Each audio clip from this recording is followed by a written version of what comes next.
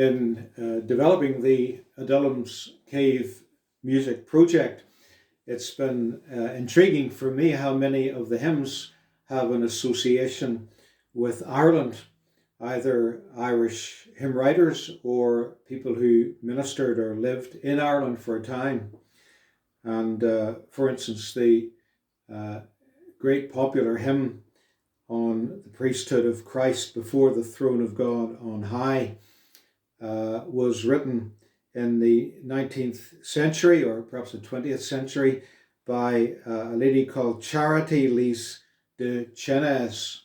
Not an Irish name, but her second husband was American, and she lived the latter part of her life in America, and that's where she got that surname. But Charity was actually raised in Ireland and grew up here. And it would be interesting to know if when she wrote this hymn, Before the Throne of God Above, she was actually living in Ireland or America at the time.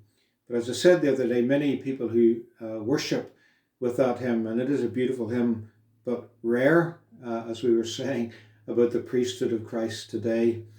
Few people realize that it originated over a century ago by a lady who was Irish.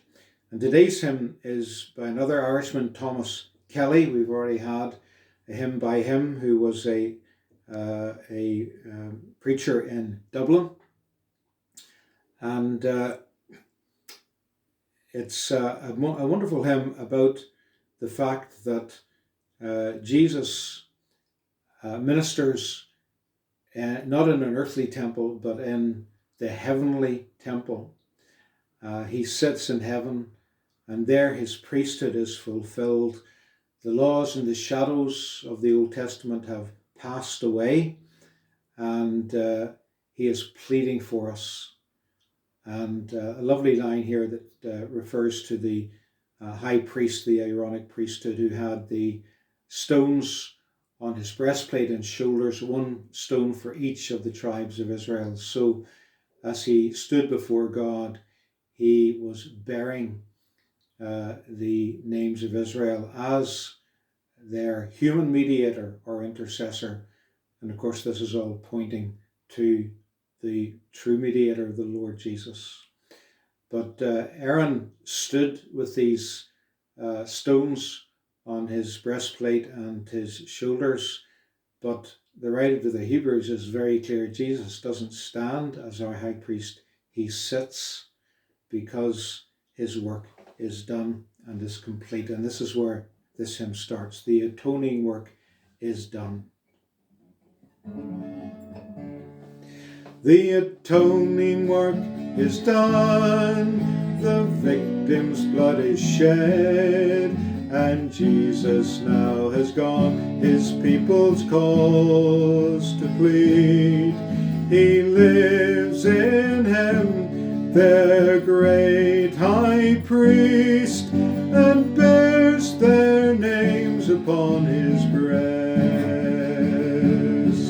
For us his blood was shed, for us he lives above, secured in him our head, God's purposes of love.